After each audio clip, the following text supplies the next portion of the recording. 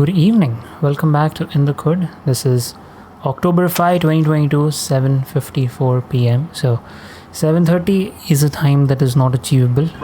7:54 is still fine. For today's documentation, there is literally not much that I can do. You can see on the background, I have my Magnum ice cream animation, 3D animation simulation rendering. Every single frame is taking about 27 seconds. It was 22.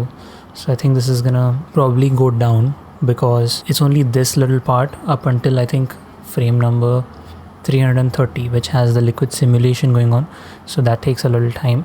But once that is done, it will be a lot more faster, I believe. You would have noticed that I have turbo cool on the AC right now. So that's that noise in the background. I want to keep the turbo cool on because I was kind of worried about the system because IQ, this software here. Of course, look at the task manager. 100% of the CPU is being used now that I'm even recording. And 50% like GPU is always used in spikes. That's how Blender uses it, 72%, 60%.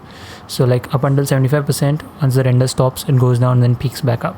So my concern was I could actually smell like some kind of burning wire from the CPU, and I checked the temperature. I don't know how accurate this thing is. It must be accurate, and there's no reason for it to not be accurate. So the processor is at 100 degrees Celsius now, and 100 degrees Celsius is hot. It's really warm, but there are multiple fans which are running inside the CPU, and I'm trying to make this room as cool as possible with the AC and everything. So let's hope nothing blasts and we get through with this render. The GPU is NVIDIA GeForce GTX 1650. It's not the best GPU, especially for 3D animation simulations. I'll get to a point where I can afford a GPU, like an expensive GPU, an RTX card, but it has to happen through my own, like not through the full-time job, because that is something that's every single month going into like bills and everything. So just keep that aside, keep dad's work aside, just from the YouTube, right? At some point YouTube money is going to start coming in. So from those kind of things here and there, I'm going to save up and buy that RTX card. So I'm putting this on record for In the Khud, because In the Khud is going to be a forever project. I have no doubt in my mind about not having this show next year this time. So we'll look at next year this time, which is October 5, 2023. And I'll see if I've done enough hustle to be able to afford an RTX card. The thing with not having a super powerful system to begin with is the fact that, so the problem is going to be like before I might have to re-render. I was talking about it is nice to have such restrictions and limitations with your hardware, because that's what teaches you optimization. And then when you do get impressive hardware like top-notch RTX card in this case, then you will actually savor the privilege of having something like that. If I have to go through the day, I woke up at 6:30 today. It was a holiday. It was very difficult to like pull myself out of the bed, but had to because it takes Snowy down. So that's a good kind of motivation for me to just pull myself out of the bed. And watch the looping animation video on BCS Arundel's course. Beautiful. So much to apply from this course. Can't wait to get to it. Now I came across an Instagram page, Patty Madden, and I felt like this page has amazing looped 3D animations, and it would be amazing to try these with geometry nodes. So here you see there's cloth simulation, there's wind simulation, and there's water simulation, and it's looping. And from what I saw in today's video in the course, you can do this through geometry nodes. It'll be fun if we can do that, because doing it through mesh is a lot easier than through doing anything through simulations. Which brings me to the point that I wanted to talk about here. 13:24, I didn't do any work in that morning schedule. I just went to sleep because massive headache. Resuming work on the Magnum ice cream. Need to get this out today.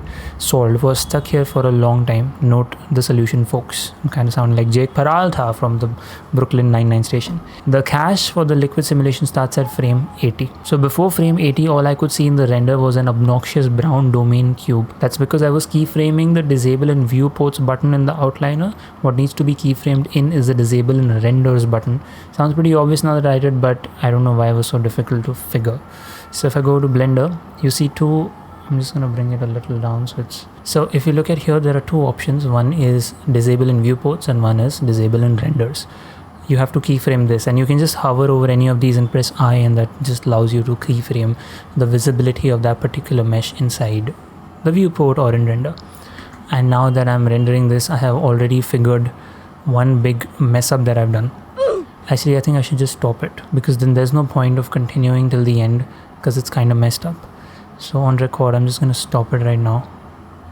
Ah, that hurts. It was almost like 1 hour into the render. Okay, that just gives me a chance to actually check what I got. Render, Blender render. I mean, the way it's rendering is just fine. So the ice cream zooms out, and we have that 360. I mean, I'm not quite liking the way the liquid is just... You see this gap here? I'll probably try fixing it, but the thing is, this video I have to end it at some point. Can't keep this going on like a live stream. So what I'm gonna do is, yeah, I think I've gone through the Notion page for the day. I was just stuck here. Small things I learned. I watched a YouTube video by School of Motion, and like around here after vignette, up until this is just things which are not useful, at least in my case. It's about VFX and stuff like those, but here he talks about wiggle, then he talks about zoom, which is like that match cut kind of transition, which was nice, and then he talks about textures, which is also nice. So I'm gonna apply a few things here in the Tata video that I'm working on. Maybe I can even have a script for all these procedural things that are happening. That's pretty much it for today's documentation. I am gonna stop recording this now and figure primarily how I can fix this that is not actually touching. I think it's a common problem. I've seen a few Reddit forums and stuff on this. And B, I'm gonna fix the particle reveal thing, which is, if you look at this frame, it has already begun without having any particles in the frame. So thanks so much for being in the khud. I will catch you tomorrow. Peace.